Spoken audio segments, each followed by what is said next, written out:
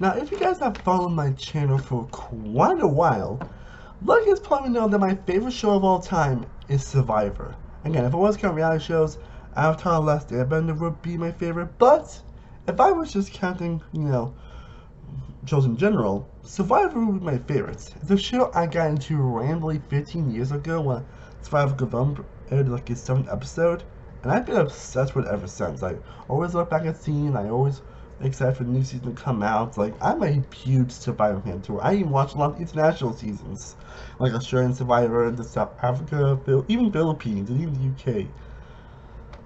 And so I love the show, and so it's had a huge impact on my life, honestly. The community is definitely great. I met so many lovable people from the community. And it's been a worth kind of question going on the new era and everything. There's a reason why the show is still popular to this day. There's a reason why people tune in every year for a new season. It's a show that has prompted a lot of fans. It's a show that has changed a lot of lives. And again, the new era is definitely questionable enough, depending on who you talk to. There's a reason why Survivor has the impact on so many people. So I'm actually going to do something I wasn't even thinking of actually doing this year, but I figured, why hell not? And that's that I'm going to do a full-on Survivor rewatch. Yes, I am going to rewatch every single season of Survivor. I think most of the US seasons, I think the international ones I said would be his own video, but I'm going to rewatch every single Survivor season, US season. Which is something I don't think I've actually really done before, honestly, if you think about it. I just mostly rewatch like a couple months of episodes, or just moments of Tropic Councils in general. But I don't think I've done I've never done a true full-on rewatch. So I figured, why the hell not? I think we're obviously the 46 coming out very soon, and unless I'm filming this, and who knows, maybe my thoughts might actually change on this season, so my thoughts might go high, or they might go low, so that's what I'm planning on doing. I am going to rewatch every single Survivor season, basically give you my spoiler detailed thoughts on every season, and from a scale of 1 to 10, how I would rate this season, which is the rate I normally go through for TV shows. That is what I'm going to do for y'all today. Not sure if it's going to be like a single video or going to be like a multi-part video. We'll see how it goes, but I figured this would be a fun thing because I did try to do like a review series on Survivor before I ended up moving. Then I realized that honestly I think I kind of rushed that series a little bit, so I figured with this not being a full rewatch, I figured it'd be perfect. Who knows? Me and my thoughts on certain seasons might actually change or whatever. Like, who the hell knows? Definitely not gonna be fun to watch my seasons I don't like, but I think it's be fun to do. So I hope you'll enjoy me going through every single season. Again, every single season, talking about my thoughts and how much I enjoyed the season, what my favorite things about the season. So again, we got 45 seasons to talk about. I'm potentially 46 depending on when I actually finish filming this video. So I do hope you all enjoy me doing this series. I would also love to know your favorite seasons down below in the comment section. I'm Sam One Wolf Productions, and here is my full rewatch on every season of Survivor. Starting with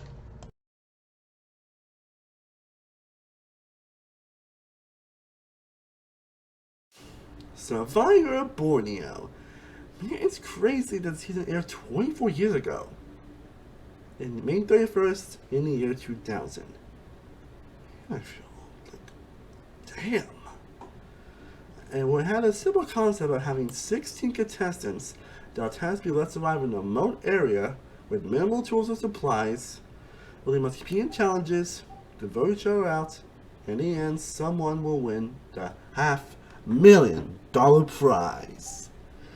And it's real if we consider that when you look at Survivor nowadays, where it's so like twist heavy, advantage heavy, idol heavy, and this and that heavy, it's crazy the fact that also comparing this to Survivor now, it's kind of like night and day, honestly. Like, I don't say that comparison, but that's kind of definitely true here. It is basically night and day, and so different.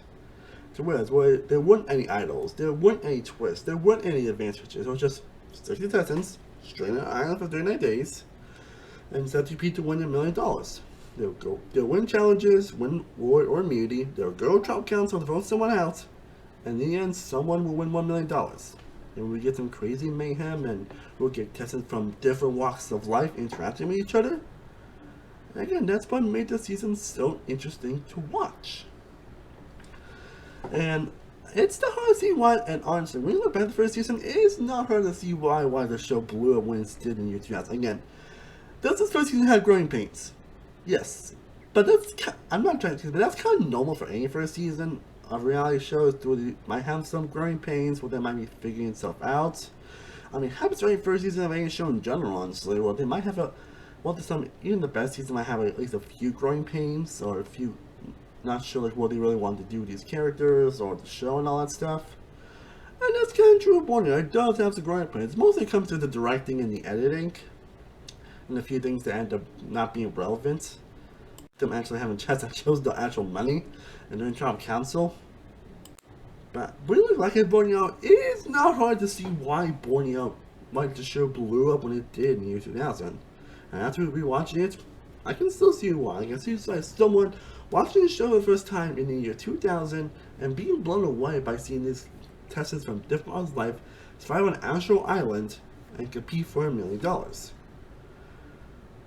Like when you see the actual marooning, and it just feels so like, damn, this is where it all started.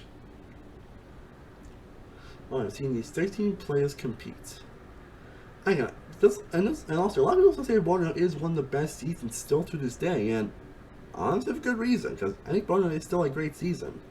I don't want to say it's a top tier season, but I still think it's a great season nonetheless. And I think that always makes or breaks any Survivor season, which I'll definitely will display throughout this rewatch series, and that is the cast. That's always so important in a reality show, is if you get the cast right. But a cast that's filled with memorable players, memorable personalities from interesting walks of life. It's definitely watch a season where everyone's just boring, or just blah. People want to see just very interesting different personalities clash. And we do get that in this season. We definitely do get a lot of different players. Like we still have some very iconic players from this season. Honestly, while maybe the pre-dream players are not the most memorable, like Sonya is fine as the first boot, Stacey is fine, honestly, and Joel is also fine.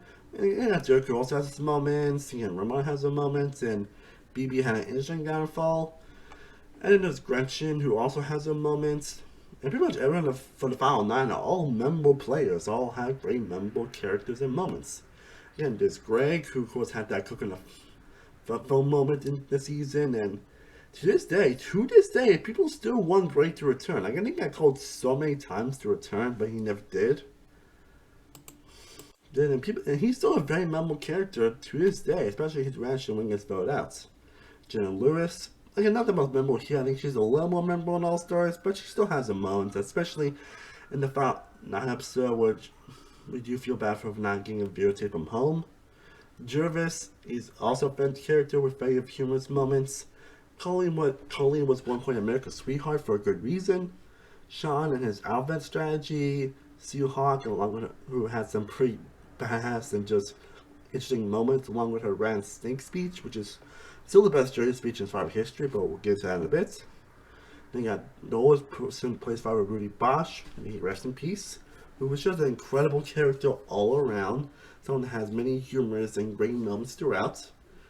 Then you got Kelly Wigglesworth, who also has some great moments and goes on an interesting run during the last few rounds of her season.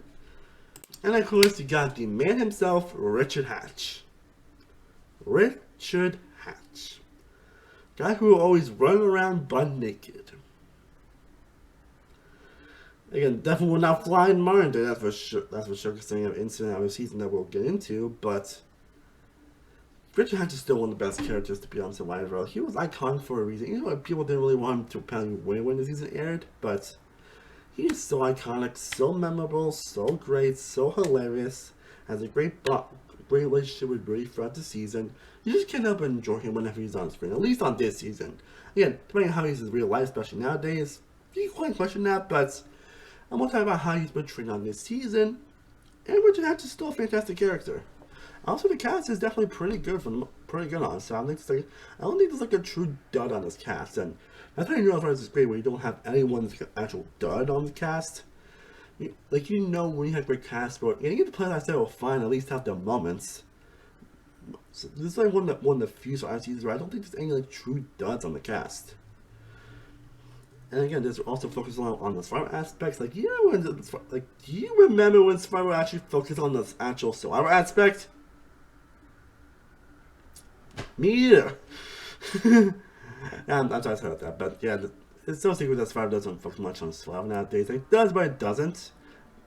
Doesn't at least before the new era, but this season definitely focuses a lot on that, and it does make some pretty interesting moments throughout the season. As I mentioned before, the directing editing it can be a little wonky at times, but it's more just them like figuring out what they want to do with the editing and the style and everything, and it does have a bit of a cheapness to it, but they probably didn't have the best budget at the time. And the first season still has a lot of great episodes and a lot of great moments throughout the season. Like you took some pretty great moves and blind sides. Like you got in the final two, you got that 4-1-1-1-1-1-1 vote with that whole alphabet strategy thing with Sean. Like that was hilarious, and the whole great blind side and his like emotional reaction. You know, Jenna, and of course you got Stu's relationship, where Kelly votes out Stu for like no reason during a revote. And of course, you got the iconic hands on an island media challenge. Like, I pray God someday to do for the hands on island challenge, honestly, because there's a reason why people still define media challenge in this season to be the best final media challenge in the show's history. Because it was so iconic and so memorable. And it was! Because it was! And then you got the whole final drop cancel, and you got Sue Hawk's iconic Grand Snake speech, which is. People still think that is the best jury speech in show's history. And for good reason, because it pretty much is, honestly. It's an iconic moment for a good reason. You probably have to see for yourself, but I'm pretty sure if it's hard for you, know what that moment is. And many moments that just end up putting a big grin on my face, some many unintentional humorous moments that put a smile on my face. And again, the music is fantastic from the intro. I hum it like randomly at least once every day, honestly. Again, it's not hard to see why the show blew up as much as it did when this season first aired, because, well, it is a fantastic season. It is incredible television. Now, what I say is perfect? Not really. And what's that growing pains? Yes. For me, how I rank the season, even if it does have issues, it's more depending on how the season makes me feel. That's how I go into this. Most of how the season does make me feel. That's how I'm going to some of these seasons, just to give you a heads up. So I might be a little bit biased towards a few seasons, but you know, like it's my favorite show of all time, and I guess listen, all seasons does have its issues. Again, the directing ending, it can be a little wonky at times, and has some weird moments, especially the final two where they try to hook up Sean and Jenna. And of course, they got an actual dogging, which in later seasons proved that did not be the most interesting in the world.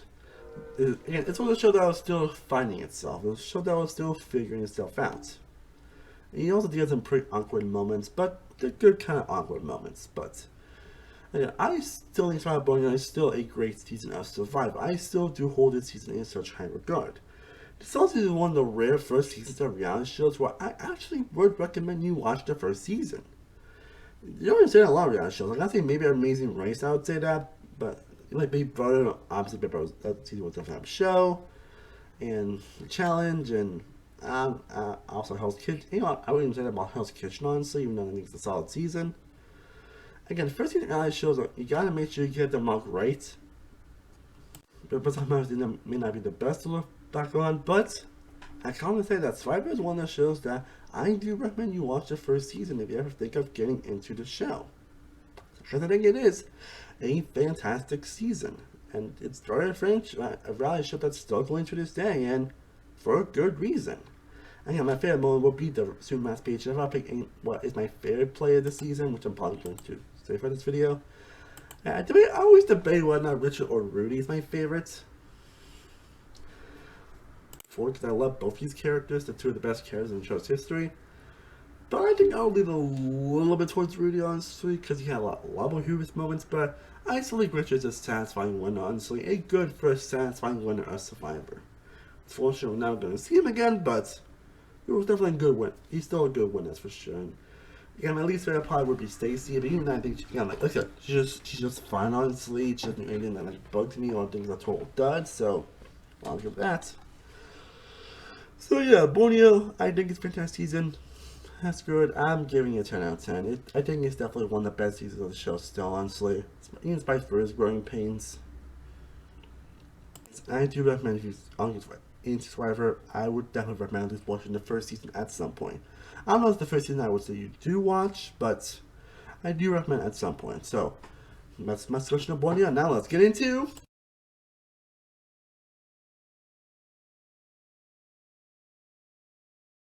Survivor, the Australian Outback.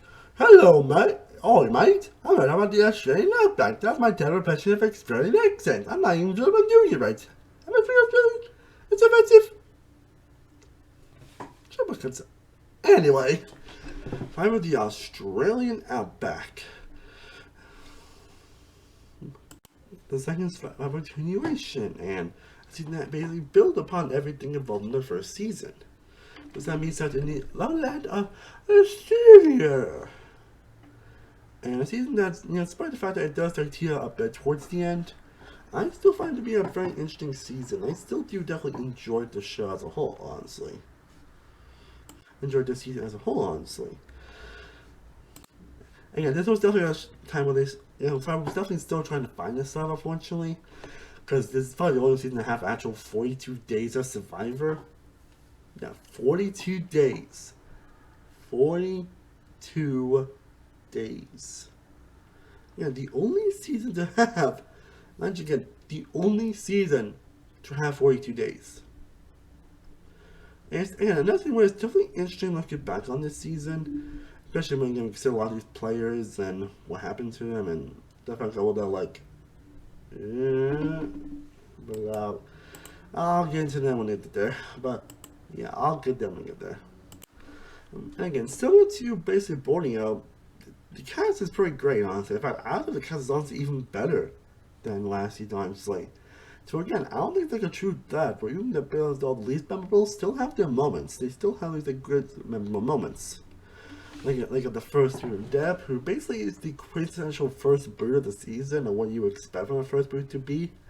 Then you got Kel, doing what was not the most interesting personality.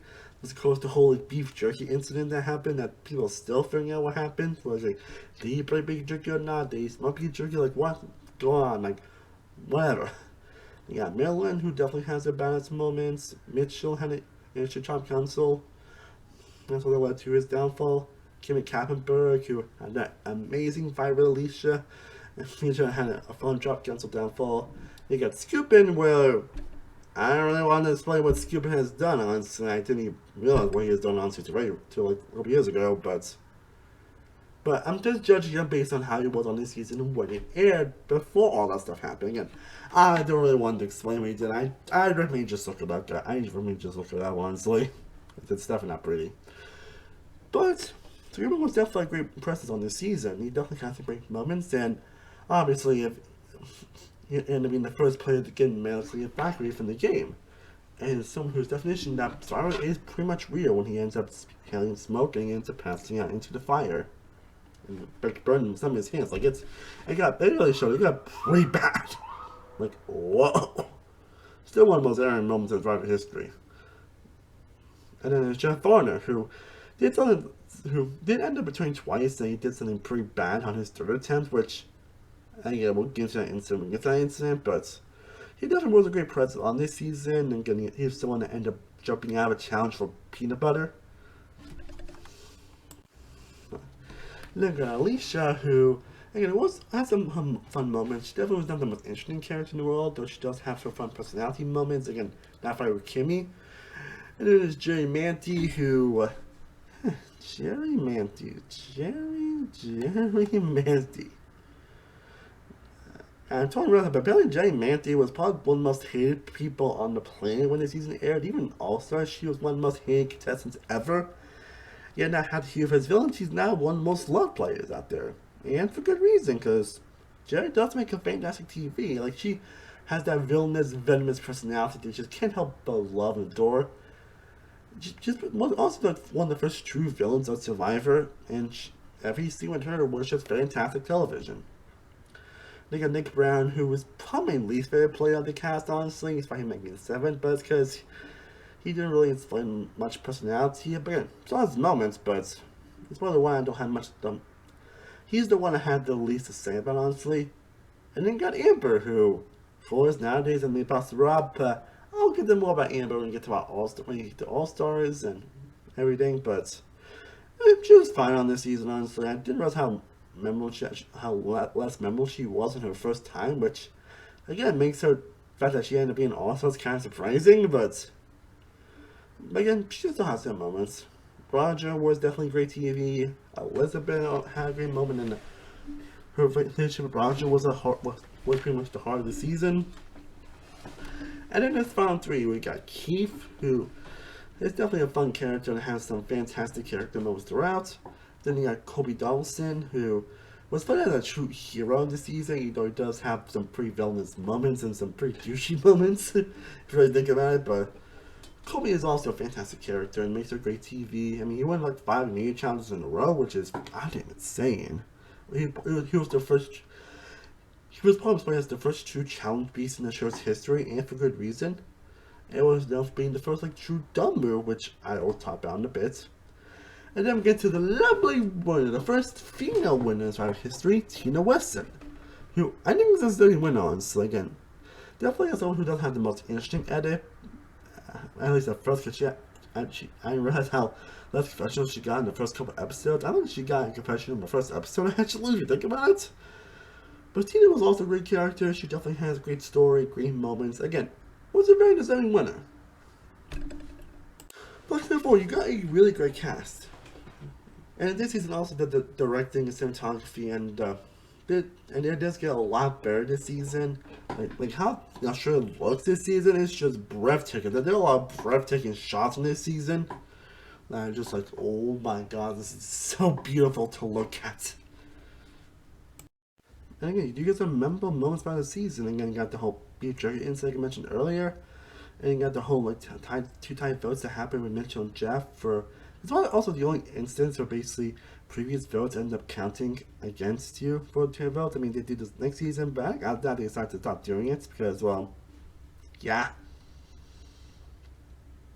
Again, this is still trying to find itself, figure out what the rules and this and that was, but it's still on figure TV, honestly. When the Mitchell one is especially made for awesome back and forth, and of course there was the whole fight between Kimmy and Alicia. That's definitely still one of the best fights in the show's history. And again, you get the whole scoop evacuation, which shows how harrowing the show can be and how real it can be. Like the scream scooping still haunt my dreams. But yeah, you got the whole like back and forth between Jerry and Colby throughout the season. That's a storyline that's been like the 3 seasons they've been a part of together. And you got the whole Jerry blindside and the Amber blindside. And they know what people consider to be the first true dumb move in the show's history. Basically, a couple won the Final Me challenge. It was debated between the more popular Tina or the less popular Keith. Because I think it's been popular since the point that if Colby would have taken Tina to the end, he would have won single-handedly. I think even Jerry would have voted against Colby. Jerry hated Colby in his time. You know, Jerry hated Keith that much, but Colby ended up taking Tina to the end, and he lost to 4 to 3 votes. And that's also the previous season, which was 4 to 3 votes. And I won't say it's as bad as people say it is, but it still makes for incredible TV. You get some memorable challenges. Again, that first media challenge was great, which lasts for 12 hours, which is insane. Insane. And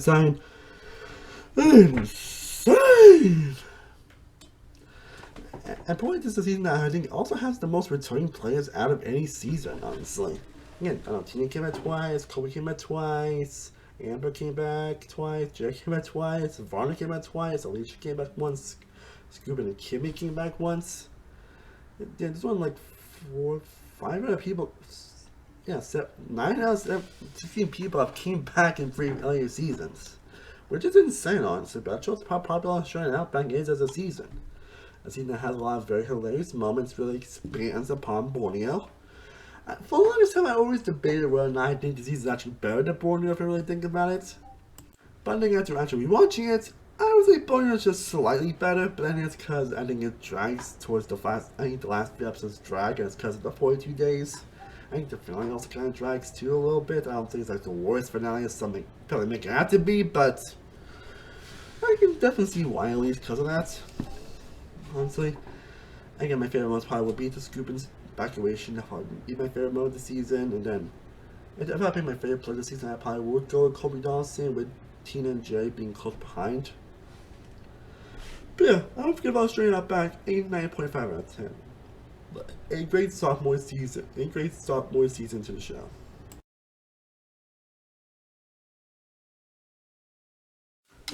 Now we get to season 3 of the show, Survivor Africa.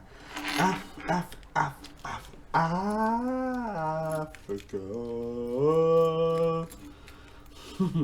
Survivor Africa, the 3rd season of the show. Now, the last 2 seasons were universally praised. This one got a lot more mixed reception at the time, though it definitely has got a lot more appreciation as time went on, like a few other seasons we'll get into in this series. But the more criticism was the fact that it was set in Africa, and this is definitely not being the harshest living, in terms of the living conditions, this is not being the harshest season ever, and really for good reason, honestly. Like, when you see, you're like, you know, look at they actually survived, honestly. Again, this is the next season of seasons that basically got a lot more mixed to negative reception when they first aired, but it got a lot more praise and a lot more cult as the season went on. And while I don't think Africa is not as great as the first 2 seasons we talked about, there's still a lot to appreciate about Africa. I'm just kidding. And going back to watching, I was like, there's an episode I've totally forgot how good they were on this season. Again, like previous seasons, it's definitely a solid cast. Again, not the best cast like the previous 2 seasons, there's definitely a couple of duds here. And there are definitely some aspects that don't really hold up that way, if I'm being honest, like, which, you know, it's kind of normal for, which I know is kind of normal for some ultra seasons that some aspects may not hold up very well. And that's definitely kind of notable here. But well, most of the cast definitely does deliver, honestly. Like you have the first boot, Diane, who had an interesting situation that did let her defeat the first boot, and it was Jessie, who was just fine, honestly. She didn't really shrink into an actual episode.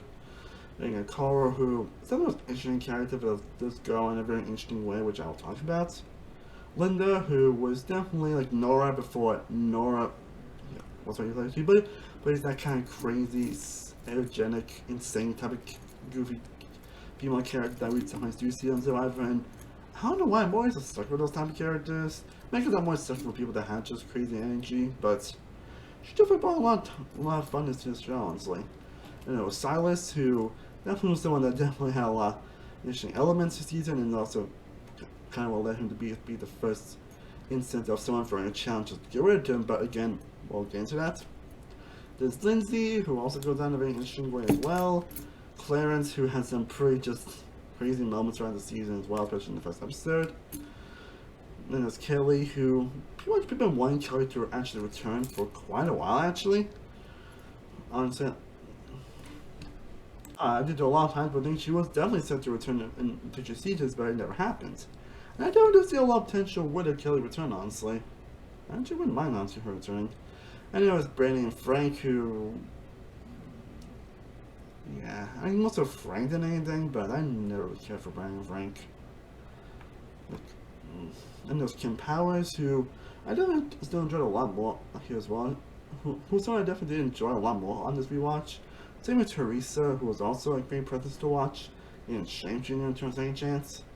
And of course, you got the Battle 4. First, you got the runner-up in Kim Johnson, who is definitely who's definitely not the best runner-up out there, but I actually enjoyed her a lot more on this rewatch, actually, not gonna lie. I wasn't sure how to feel about Kim Johnson, but I was surprised at how much I actually enjoyed her on this rewatch. And of course, it's the big three in this season, the memorable characters that also end up returning for All-Stars. First up, you got Big Tom, who may say some questionable things in this season. I'm not gonna get into those questionable things, but there's definitely still a lot to enjoy about Big Tom, honestly. And in front of questionable things, he still has many moments that makes him an all-time great character. A lot of moments that just make him just laugh so goddamn hard. So yeah, while he may say some questionable things, you just can't still enjoy him. And then there's Lex, who definitely surprisingly becomes a lot more prominent and has an interesting time on All-Stars, which we'll get we'll definitely get there because that's a whole can of worms. But he definitely is was people consider to be the first true survivor villain, the true first strong male villain on the show. And he is nothing but fantastic TV on this season.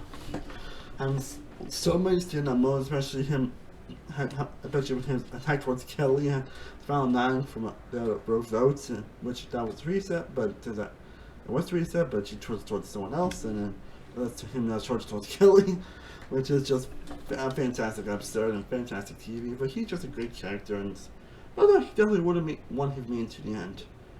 And then there's the winner himself, Ethan Zahn, who is definitely the first true likable winner on Survivor. Not saying the other two winners weren't, but he's going to be the one that's the most likable, the most charming, the person that you just can't help but not hate whenever he's on screen. And even though he has had an interesting journey surviving, which we'll get to also the one of the world we'll get into, especially what he's been through after the show.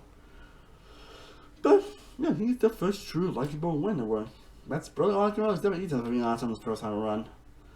He definitely has a lot of charming, fun moments. He definitely has some good character moments. He's just not the most standout. He's just not the most standout on his first time around. Honestly, I didn't realize that until we watched it. But it's not saying he's like bad TV. He's not boring TV or anything. Like, he's still a great winner. He's still a satisfying winner. He's still a true likable presence. I just think that likes to become just a little more standout. That's all I'm saying. And overall, guys, mostly solid. Mostly solid. Again, the shots and also got some great cinematography. I think this one, the directing cinematography really improved and really kicked in. Yeah, even though the conditions were pretty harsh, which is what Seeds was pretty criticized for when it first aired. And there's also two notable things that happened in this season that are definitely game changing. Was that this was the first season that introduced the first tribe swap. So while that's obviously more relevant nowadays on Survivor, at least this recent season, this was the first time they actually did a tribe swap, which was definitely game changing at the time. Like, oh my god, people are going to different tribes? Holy shit! These are getting interesting.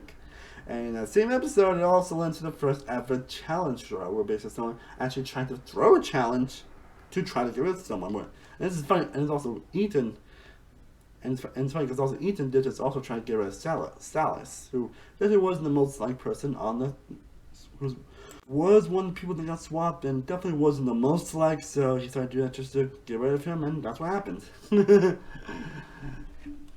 It's also the first definition of someone pretty much getting swap screwed as well, because he definitely was actually on a good position on this tribe, and began to be in swap position with the two people that ended up voting against him and that pretty much hate him. Which kind of makes a lot of moments pretty funny, honestly. Yeah, there's still a lot of great funny humorous moments. The auction has some of the most hilarious moments in the show's history. Again, the winner is very satisfying. It gets a fun challenge moment as well. Well, again, the merge does definitely drag a little bit. I'd say towards like the final 8 to final 6 rounds, they kind of drag a little bit. They definitely can feel it a little bit.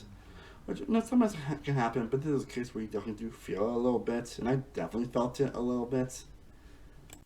But yeah, that's pretty much all I can really say about Africa, honestly. It is a pretty good season of Survivor. It definitely, it's not as good as the first 2 seasons, but there's definitely a lot to appreciate about Africa. Again, it's a season that definitely people are going to appreciate a little more as time went on, along with some other seasons we'll get into. And I don't really much else to say. Africa gets a 9 out of 10.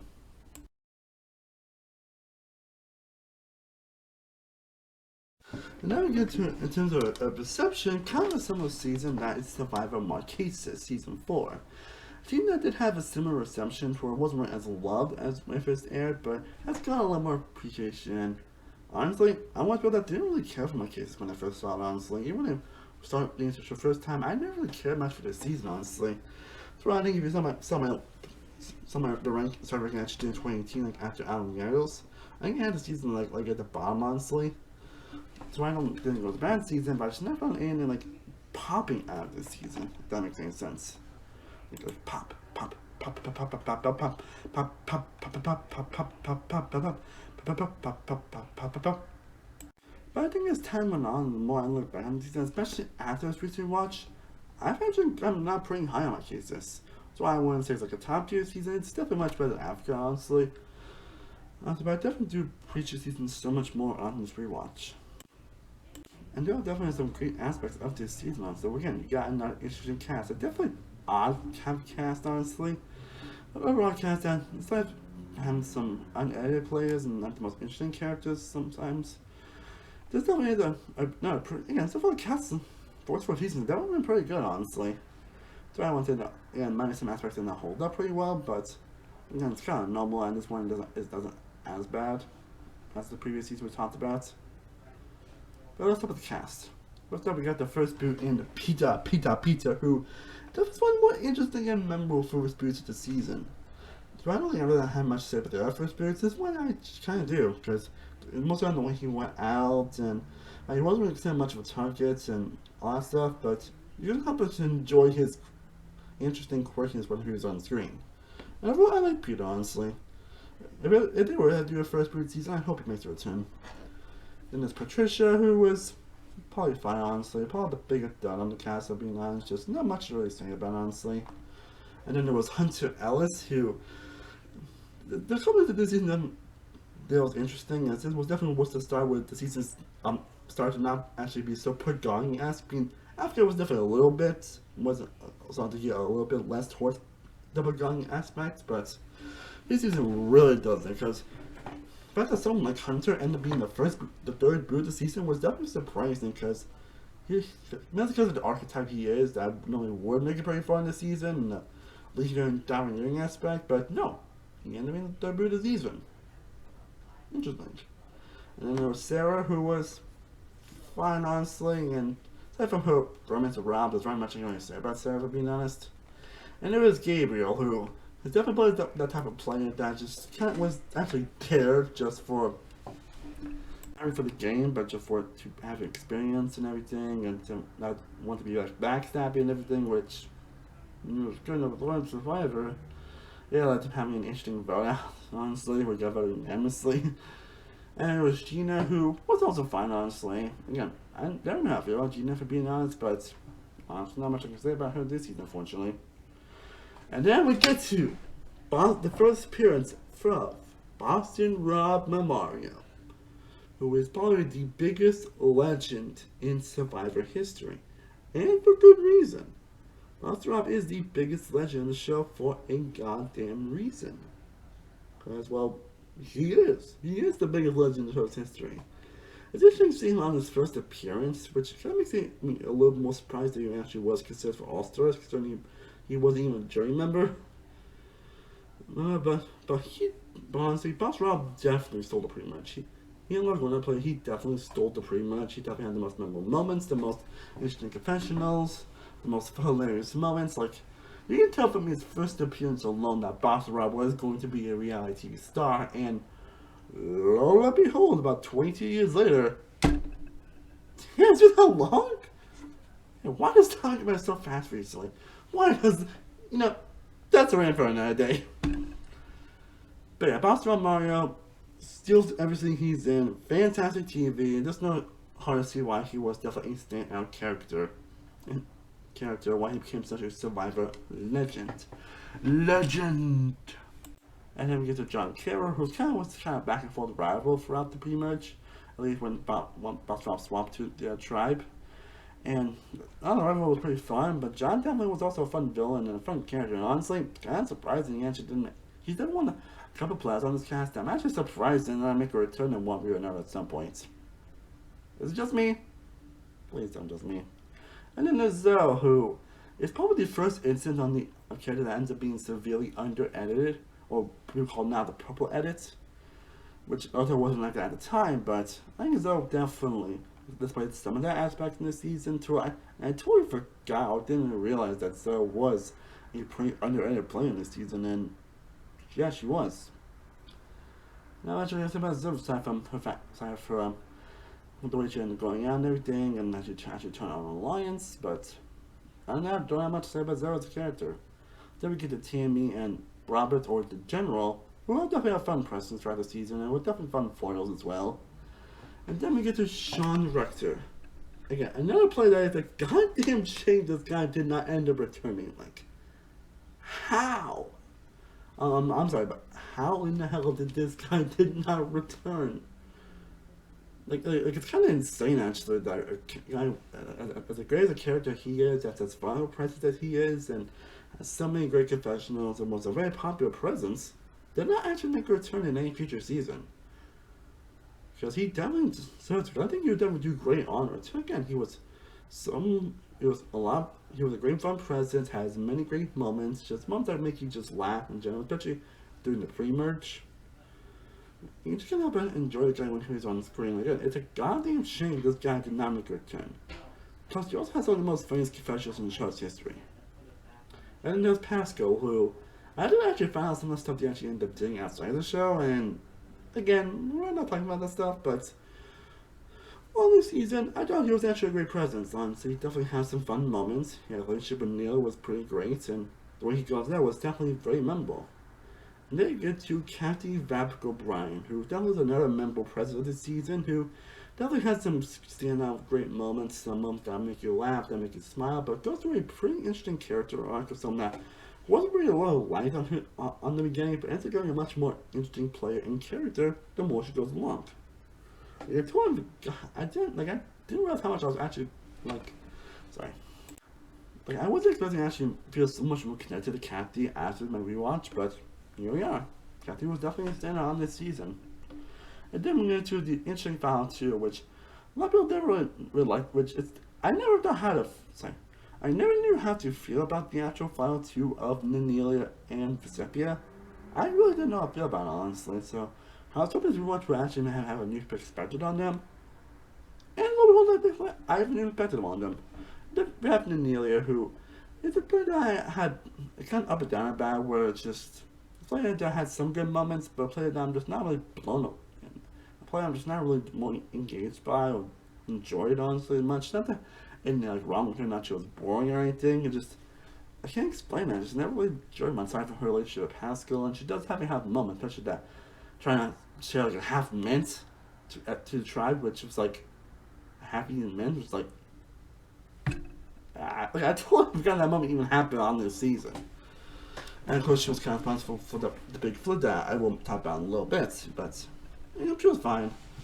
But I don't never get to Sepia, who I thankfully appreciate a lot more on rewatch. She has a lot more great standout moments, a lot more great back and forths, and something that honestly couldn't probably easily been if this was season 1 and 2, she probably would have been a early merge boots, but she and Sean basically ended up getting people to actually join them and to get rid of the minority, which definitely it's definitely a more common thing now. It was a shocking thing when the season first aired, honestly, which I'll get more into in a little bit, but I thought she was just a great character to watch. Again, another winner that is a shame that another winner that it's a goddamn shame she did not make a return.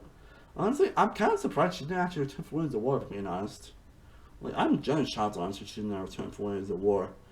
I mean, maybe might see her return in a future season, who the hell knows, but yeah, she definitely was a deserving winner as a whole. But again, my case is definitely a very hilarious season. Again, Boston Rob and Sean making up some more funny confessionals, but everyone definitely has their funny moments as well.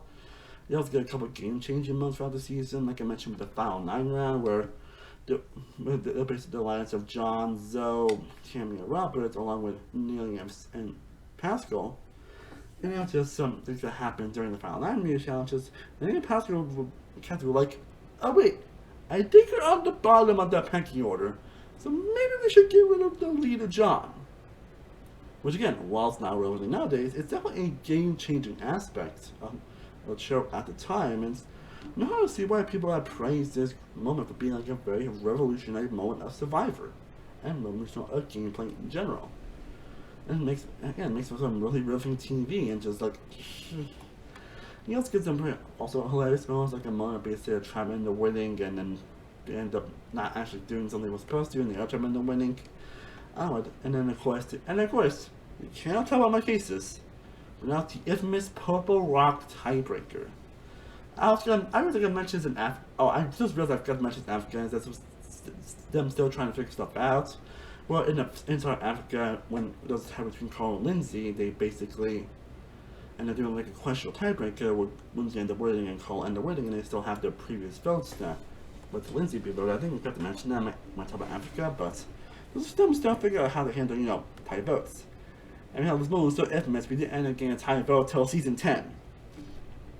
And people are actually referring to tie votes because of this moment. Of this exact moment of going to rocks. In February, there's a time between Amelia and Kathy. And the end of 5 rocks, one person gets purple rocks, basically goes home. And Pat shows someone who received no votes for the entire season. And probably was guaranteed to make it to the end. And the pursuing purple rock. Again, a very infamous moment that we actually didn't end up seeing until start 27 and 33. Which I'll definitely get into those moments we talk about them, but yeah, definitely an interesting moment for sure. So definitely the most memorable of the season, aside from the final 9 moments, aside from the giant blindside. Overall, this season definitely put a big grin on my face again. I know that does kind of drag around the final 7-6 portion, but even then it's not as bad, honestly. I still won't call my cases one of the best seasons of Survivor, but it's definitely a season that I definitely have a lot more appreciation for.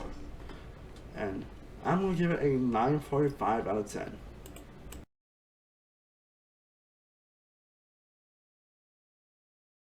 Okay, so what's next season we're going to be talking about? Do I really have to talk about this season? Dang, I didn't want to do this research, so yeah. Thailand goddamn sucks. Like, do I even need to talk about Thailand? Do I want to talk about Thailand? I might as well. Yeah, it sounds like that Thailand is a pretty terrible season. Like, it's so bad that even the host Jeff Probst hates it. Even production hates it. It's the point where they even have one person return from All-Stars and no one has returned ever since. And it's really hard to see why, honestly. And it is so infamous of being terrible. And honestly, my rewatch definitely didn't change that. This season is still probably debatably the worst US season of the show. That's why I will say that definitely I'll become more positive I can say about it. I can try to find positives even the worst Survivor seasons. Yeah, this season kind of sucks. I might not actually explain much on what to tell about the season because, again, we all know how to care about it. We all know that despite the interesting theme of Thailand, they don't really focus on the theme that much. That's probably when they actually start to go through more of those type of themes, and Thailand looks pretty and gorgeous, but they don't do much of the actual Thailand themes and challenges. You also got pretty boring and lackluster cast, probably the true first boring and terrible cast in the show's history. But the only people that really stand out, I will say, some casts do have their moments, like Helen, Jan, and Clay, they have their moments, and obviously Sheehan is a reason why Sheehan ended up returning for All-Stars, because she was actually a very likable underdog, and it's also Rob, who, I think this is my first time actually really seeing the true amazing character arc that people have been talking about, and yeah, I actually see it. I actually see why people love Rob, honestly. He definitely was a great character. He definitely was he was probably the only true bright spot in the pre-merge, honestly. He definitely has a fun moment. Of course, there's the iconic attack zone moment where he actually tries to choke out Clay, which I still don't have to about him, if I'm being honest, but it does make it interesting to you, that's for sure. But honestly, that's all I really have for positive, honestly.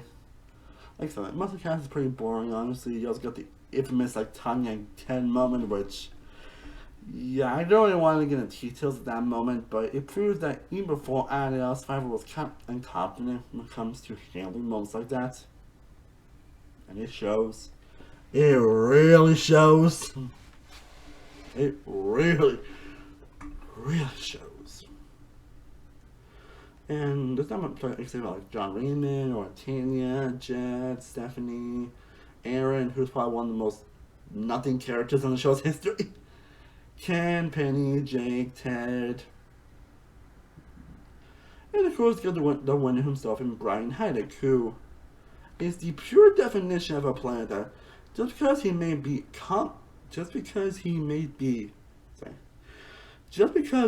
dominant, he does play an impressive dominant game. I will not deny that. But just because he's dominant does not gonna make him likable or rootable, because he's probably the most unlikable winner in the show's history. I'm sure I'm not gonna anything new by saying that, but yeah, it's the truth. Something's the truth for a reason, and that's true with Brian.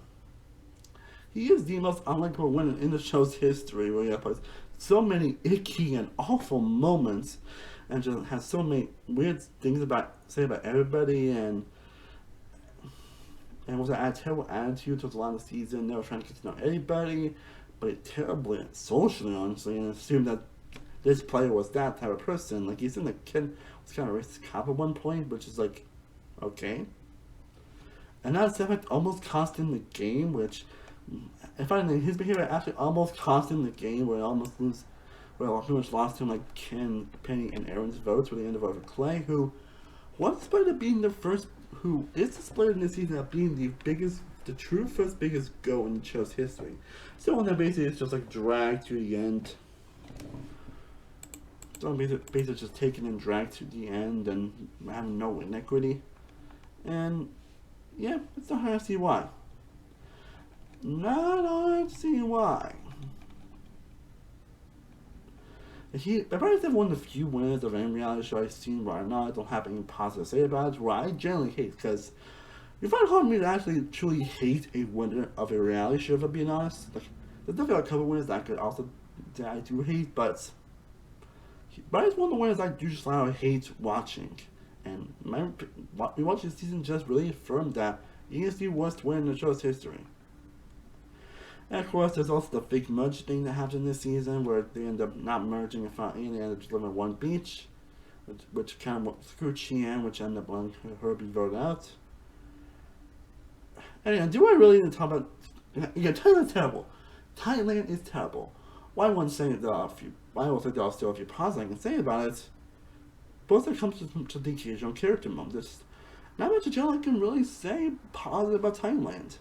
It's a pretty abysmal season. It's definitely the ability worst U.S. Survivor season. We'll see if any other season might change that, though I can't doubt it. But yeah, there's a reason why Thailand has the negative reception that it's like, I don't even know if anything continues to say about it. It easily gets a 1 out of 10. Again, it still has to be positive, that ends up being a 0. But Thailand is still a god-awful season that deserves the negative reception that it has. Unlike the winner, a boring pre-match, boring post-match, lack of vision in gameplay, and gameplay, period. It was just a boring slog. So while it does have the occasional moments with, like I said, with Jan, Ted, and Sheehan, with Jan, Ted, Clay, Sheehan, and Rob definitely has a good character arc. Definitely one of the most human character arcs in the show's history. They're just overall, the rewatch definitely did not change my mind, and it still is a pretty terrible season. Can I move on, please?